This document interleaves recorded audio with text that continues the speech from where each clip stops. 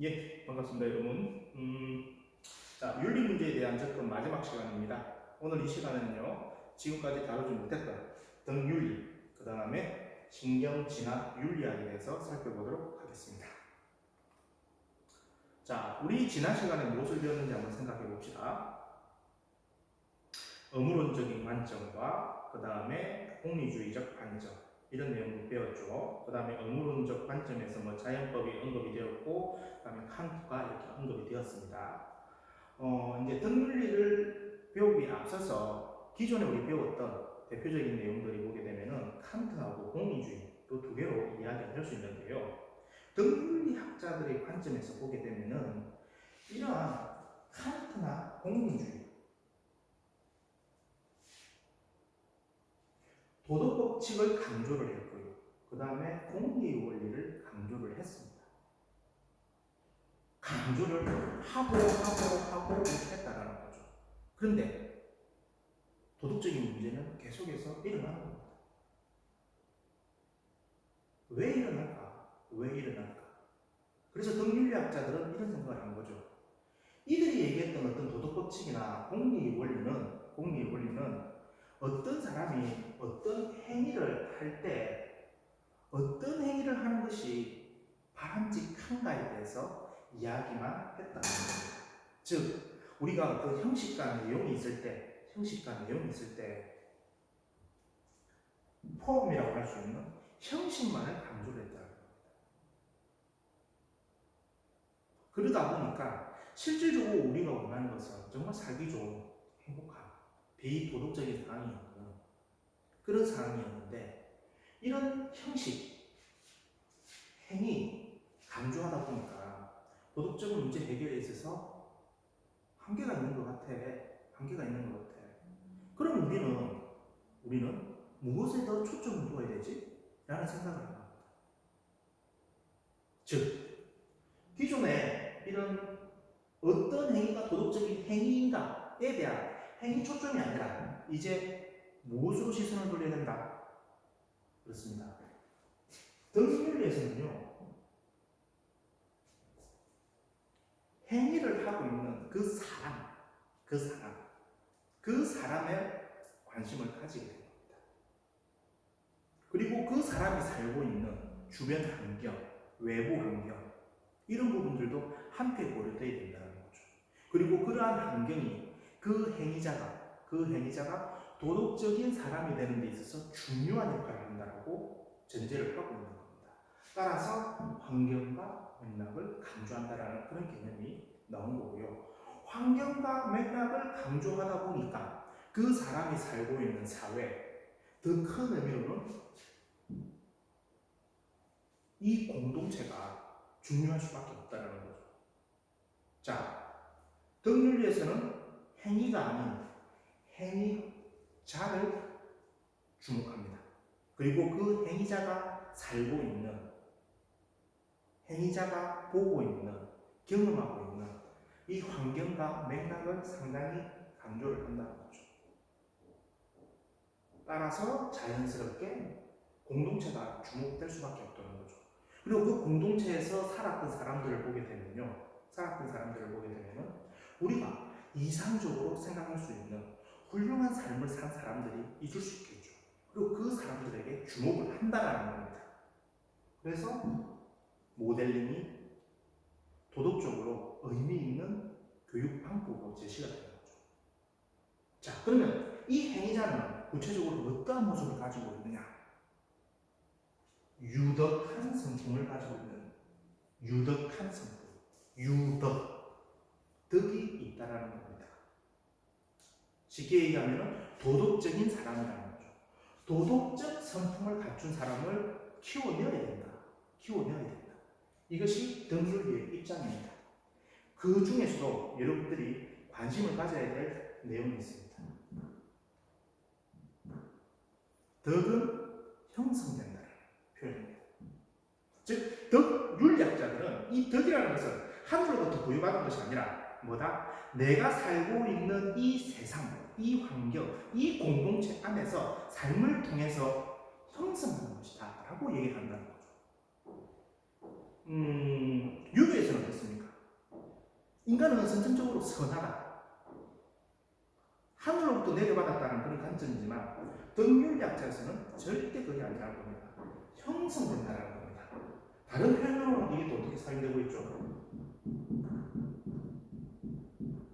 습득된다라고 얘기를 하고 있습니다.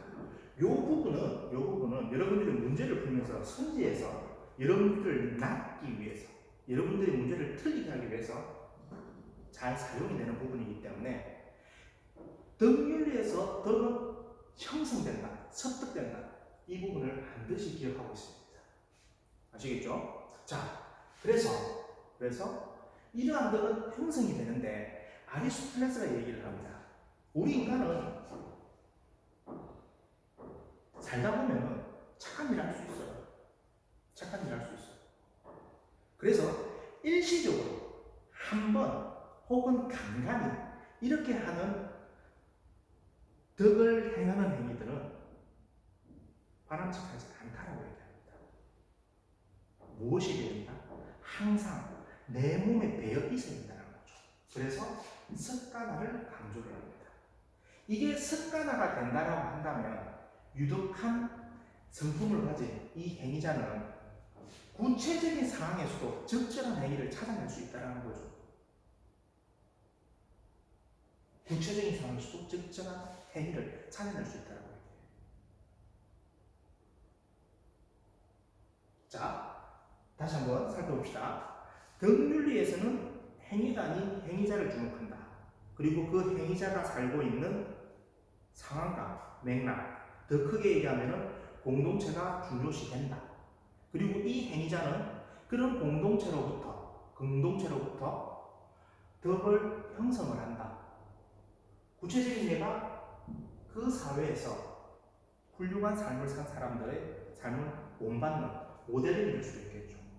이런 것을 통해서 유독한 성품을 갖추는데 이 유독한 성품을 갖춘 사람들은 한 번 그렇게 행위하는 것이 아니라 습관화가 되어져 있다. 습관화가 되어져 있다. 따라서 어떤 구체적인 상황, 맥락에서 내가 어떠한 행위를 하는 것이 바람직한 것인지를 적절한 행위를 알 수 있다. 이렇게 정리가 될 수 있겠습니다. 자, 그래서 우리 지금 언급했던 이 칸트나功利주의 같은 경우는요, 근대윤리라고 하는데요. 근대윤리에서는 개인을 중시합니다. 개인을. 그래서 개인을 강조하는 근대윤리에서는 결국 공동체의 위기를 초래했다는 겁니다. 하지만 덕윤리는 이 공동체가 아주 중요한 역할을 한다는 거죠. 개인의 유독한 성품에 필요한 내용들을 어디서? 공동체로부터 배울 수 있다는 겁니다. 그래서 개인의 도덕성 형성에 매우 중요한 역할을 한다. 이렇게 얘기를 할 수 있겠습니다. 자, 덕윤리 이렇게 정리를 한번 해보고요.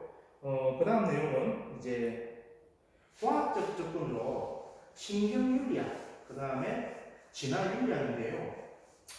이거는 이제 교육과정이 개편되면서 새롭게 들어온 내용입니다. 새롭게 들어온 내용이에요. 어렵게 파고 들어가기보다는요, 이런 것이 있구나 정도로만 여러분들이 이해를 하시면 됩니다. 자, 보시게 되면요, 이 사진이 있죠. 이 사진 뭐죠? 이 사람이 건설 노동자였습니다. 건설 노동자였어요. 그런데 건설 현장에서 사고가 나옵니다. 이 쇠 막대가 지금 보시는 것처럼 이 사람의 머리를 뚫고 박혀버린 거예요. 근데 다행히도 죽지 않고 살았습니다.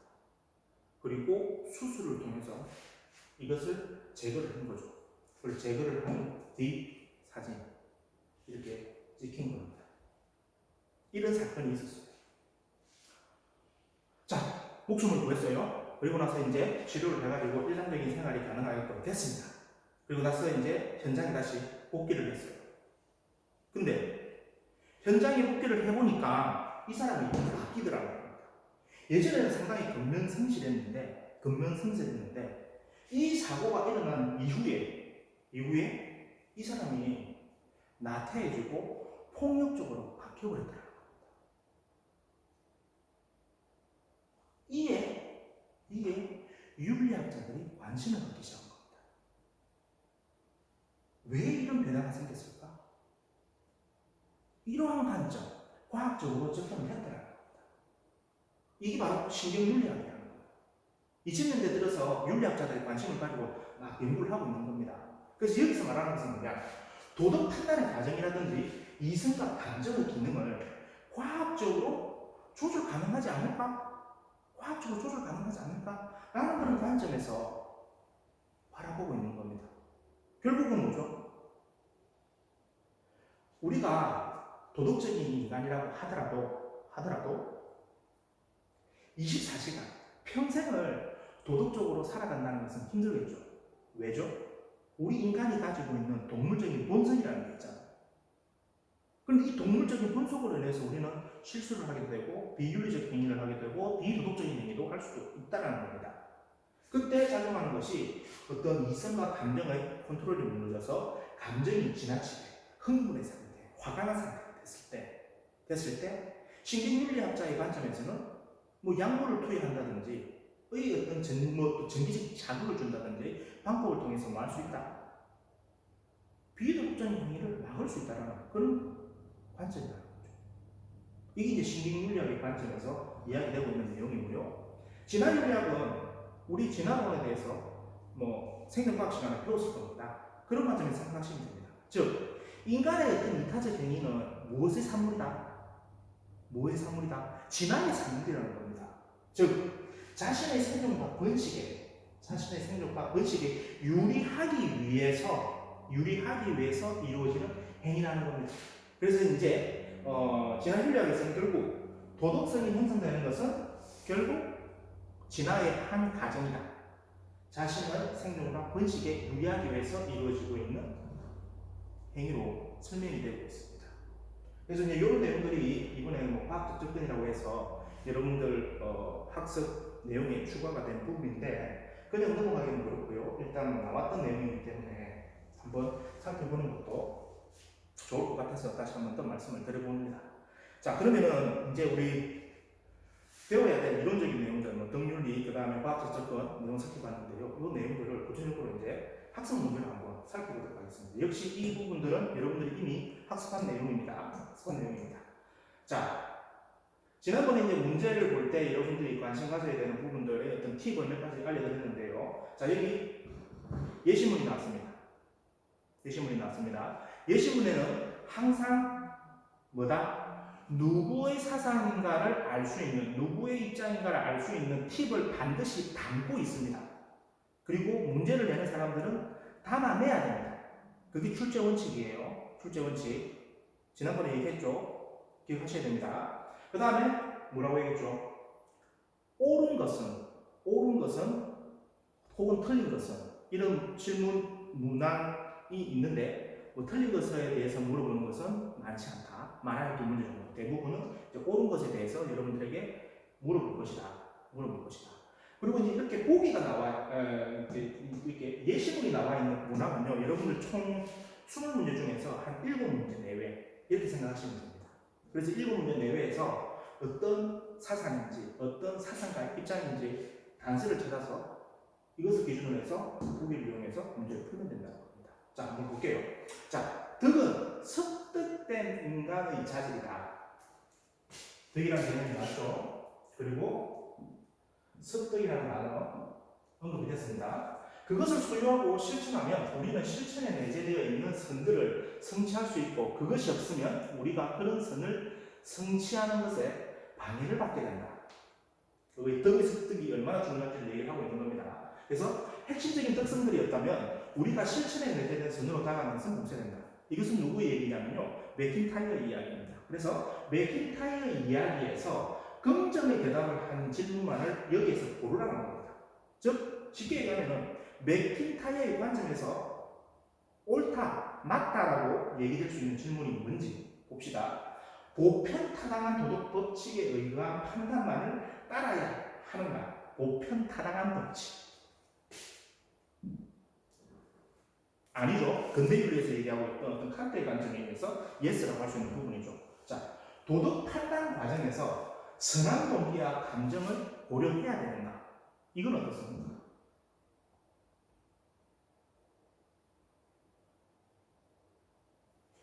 등윤리학자는 아까 말씀드렸듯이 구체적인 상황과 맥락을 중시한다고 했습니다. 구체적인 상황과 맥락. 그 상황과 맥락에서는요, 그 당시의 어떤 감정적인 요인들도 도덕 판단의 과정에서 개입이 됩니다. 그래서 도덕 판단 과정에서 선한 동기와 감정을 고려해야 된다. 당연히 예스의 관점으로 다가오게 됩니다. 아시겠죠? 그 상황과 맥락의 의미를 명확하게 이해를 하셔야 됩니다. 자, 그 다음에 자연적 경향성을 버리고 의무에 따라서 선행을 해야 하는가. 자연적 경향성을 버리고 의무에 따라서 선행을 해야 되는가. 이것도 역시 칸트의 관점입니다. 지난 시간에 이 부분 제가 콕 집어서 얘기를 안 했는데요. 칸트는 자연적인 어떤 경향성이라든지 혹은 감정에 의해서 이루어지는 도덕적 행위는 도덕적 가치가 있다 없다? 없답니다. 항상 얘기했죠. 의무의식, 그 다음에 선의지에 입각해서 한 행위일 때야만이 도덕적 가치가 있다는 것이 칸트의 관점입니다. 자, 그 다음에 선한 성품에서 자연스럽게 우러나오는 덕을 실천해야 되는가? 예, 맞죠. 그래서 니은이 답이 되는 겁니다. 니은. 그래서 4번이 답이 되는 거죠. 자, 예시문을 통해서 누구의 사상인지, 누구의 입장인지 알고 그 관점에서 여러분들이 배웠던 학습 내용들을 상기하면서 보기에서 맞는 부분을 찾아내는 겁니다.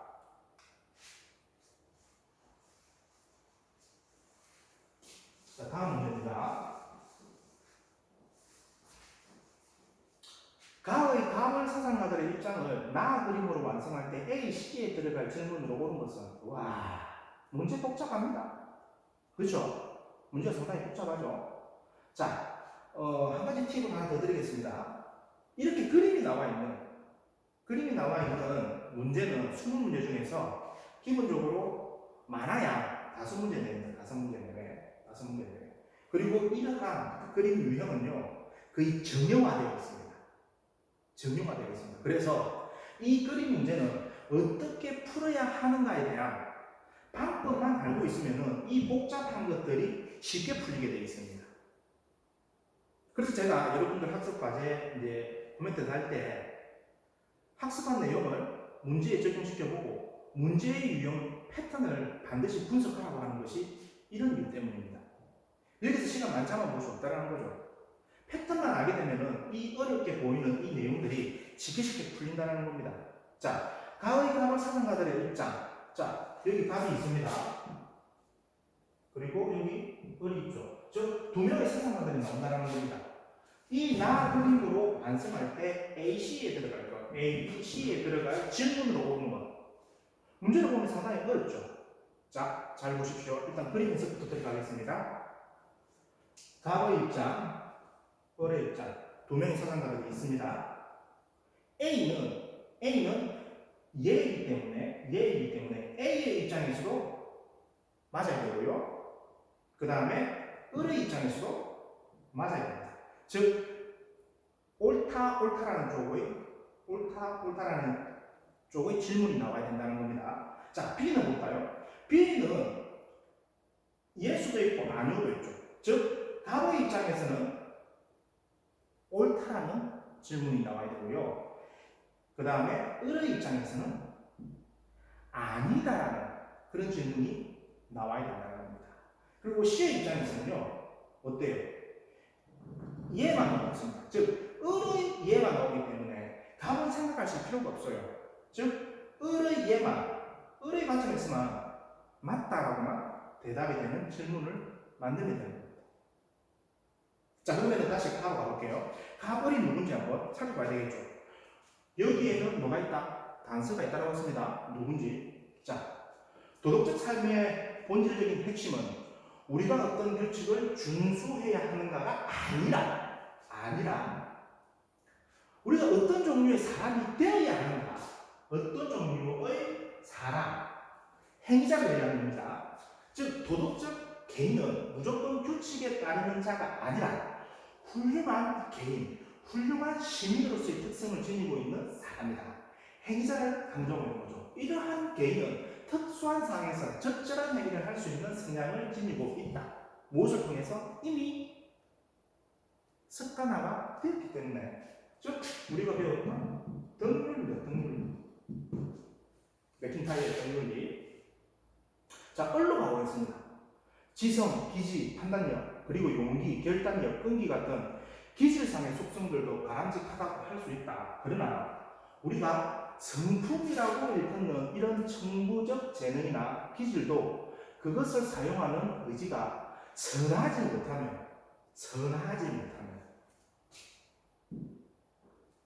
악하거나 해로울 수도 있다. 선의지는 누구죠? 그것이 실현하거나 성취한 것 때문에 또는 어떤 다른 목적을 달성하는 데 쓸모있기 때문에 선한 것이 아니라 오직 그렇게 하기로 마음먹은 일 자체로 선하다. 선의지를 강조한 칸트의 입장이라는 겁니다. 자, 그러면 답은 누굽니까? 맥킨타이어의 등률이었고 을은 칸트였습니다. 자, 한번 보겠습니다. A. 둘 다 yes의 대답이 나와야 되는 겁니다. 도덕은 행복 실현에 기여해야 비로소 가치를 지니는가? 도덕은 행복 실현에 기여해야 비로소 가치를 지니는가? 도덕 윤리의 관점에서는 예라고 할 수 있겠지만, 자, 을은 칸트라고 했죠. 칸트는 뭡니까? 도덕은 행복 실현에 기여해야 비로소 가치를 가지는 게 아니라 오로지 의무 의식과 선의지. 그렇기 때문에 이것은 이런 대답이 될 수 있겠죠. 그러면은 이렇게 돼야 되는데 이렇게 됐으니까 A는 옳은 것입니까? 아니죠. B 보겠습니다. B는 가문제 O, 그 다음에 을은 X가 되어야 되는 대답입니다. 질문입니다. 자, 인간을 목적으로 존중해야 하는 것은 당위인가? 틀렸죠? 이렇게 되죠. 인간을 목적으로 존중해야 하는 것은 당이라고 얘기하는 것은 칸트입니다. 그러나 맥킨타이어의 등윤리에서는 이런 내용은 아니었다라는 거죠. 자, B 가보겠습니다. 바람직한 행위는 선한 성품에서 자연스럽게 나오는 것이어야 하는가? 어때요? 맞죠? 등윤리 관점에서는 맞지만 칸트의 관점에서는 역시 아니다가 됩니다. 그러면은 답은 3번에 되는군요. 바람직한 행위, 옳은 행위는 선한 성품에서 자연스럽게 나오는 것이어야 하는가? 선한 성품에서 자연스럽게 나오는 것이어야 하는가? 이미 습관화되어 있어가지고 이러한 것들이 표출이 될 때 이것이 바람직한 행위라는 것이 등윤리학자의 관점으로 한다면 칸트는 아니죠. 왜 아닌지는 우리 지난 시간에 배웠습니다. 의무의식, 선의지, 그리고 보편성과 인격성을 갖춘 도덕법칙을 따르는 것, 그것이 정언명령의 형태를 전해야 된다는 것, 이런 관점에서 여러분들이 조명을 해보시게 되면 안다는 것을 알 수 있어요. 자, C. 의무에 맞는 행위는 모두 도덕적인가? C는 yes가 해야 된다는 거죠. 자, 의무에 맞는 행위는 모두 도덕적인가? 어때요? 맞습니까? 예, 낚인 겁니다. 맞지 않습니다. 선생님, 왜 맞지 않아요? 선생님이 얘기했을 때 의무의식과 선의지에 의해서 이루어진 행위는 도덕적 가치를 가진다고 했기 때문에 이게 칸트라고 한다면 맞는 얘기잖아요. 라고 얘기 충분히 할 수 있습니다. 그런데 출제자는 의무에 맞는 행위는 모두 도덕적인가? 라고 얘기를 하면서 여러분들을 낚아버렸습니다.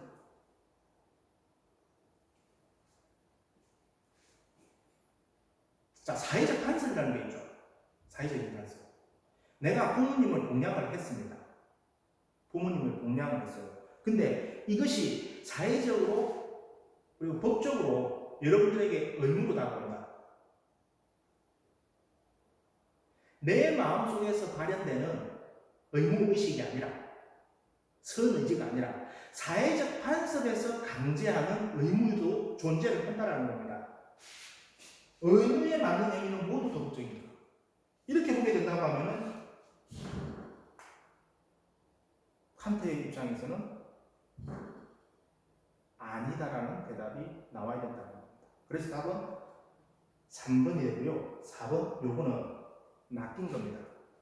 우리 친구들 중에 요 문제를 틀린 친구들이 있던데요. 예, 참 안타깝습니다.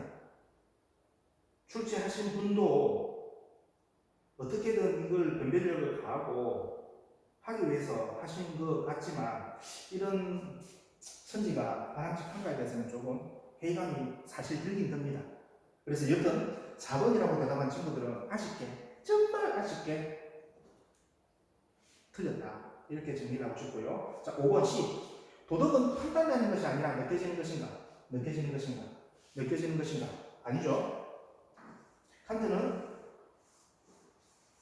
느껴지는 것인가에 대한 관점을 지니지 않는다는 거 이미 여러분들 학습하셨습니다. 자, 그래서 이 문제 다시 한 번 더 정리하자면 문항은 상당히 어렵게 복잡하게 구성이 되어 있는데요. 구성이 되어 있는데 먼저 요 그림 이해를 하셔야 됩니다. A는 갑과 을에 대해서 예이기 때문에 OO의 답이 나와야 되고요. B는 예, 아니로 나오기 때문에 답에서는 O, 을의 입장에서는 X. 그 다음에 C의 입장에서는 갑은 고려하지 않는다. 왜? 화살표가 없으니까. 그래서 C에서만 O의 대답이 나올 수 있는 질문만 노리면 됩니다. 고르기 앞에서 뭐 해야 된다? 갑과 을이 누구인지에 대해서 분석은 이루어져야 되겠고요. 정형화된 패턴입니다. 수능 문제에서 그림 문제가 5문제가 나오는데 이런 정형화된 패턴이 반드시 나옵니다. 그래서 이 그림 반드시 이해하셔야 돼요. 그림이 해석이 안 돼가지고 문제를 못 풀게 되면 억울하잖아. 그렇죠?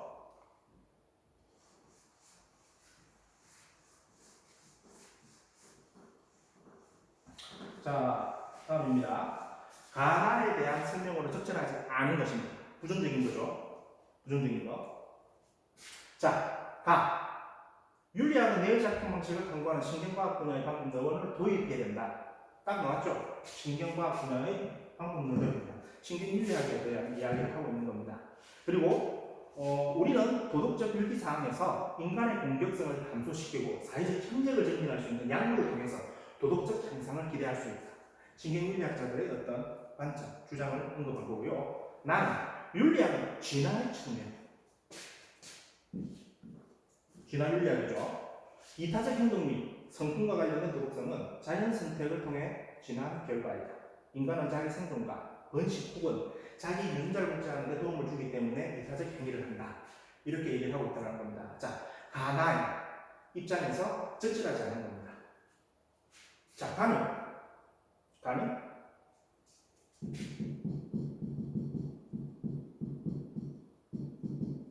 신경윤리학이라고 했고 나는 진화 윤리학이라고 했습니다. 자, 가는 뇌를 촬영한 영상을 확인해서 인간의 감정을 이해할 수 있다고 본다. 맞죠? 가는 의사결정 과정에서 이성의 역할을 과학적으로 조정할 수 있다고 본다. 맞죠? 나는 도덕적 행위를 인간이 생물학적으로 적용한 결과의 산물이라고 본다. 맞죠? 나는 과학이 도덕성 형성 과정이 아닌 도덕적 삶의 방향을 설명해야 한다고 본다. 아니죠. 진화윤리학에서는 도덕성이 어떻게 형성되었는지를 이야기를 해주고 있습니다. 진화의 측면에서 도덕성이 형성된다고 얘기를 하기 때문에 이 부분은 아닙니다. 그래서 아는 것은 일단 4번이 되겠네요. 그리고 5번 보십시오. 가나는 윤리적 행위를 과학적으로 이해할 수 있는 탐구 방법이 있다라고 본다. 이게 맞는 내용이죠. 그래서 진화윤리학, 그 다음에 신경윤리학 새로 등장을 했긴 했지만 이게 깊이 있게 나오기에는 너무 이릅니다. 일단 간단하게 개념을 이해하는 정도로만 여러분들이 정리를 할 수 있으면 될 것 같습니다. 자, 그래서 오늘 수업은요 여기서 정리를 하고요. 다음번에는 여러분들 그 실전 문제, 기본 문제 풀었던 거 중에서 우리 친구들이 틀렸던 내용들을 중심으로 해서 다시 한 번 더 짚어보는 그런 시간을 구성을 해보겠습니다. 예, 수고하셨습니다. 마치도록 하겠습니다.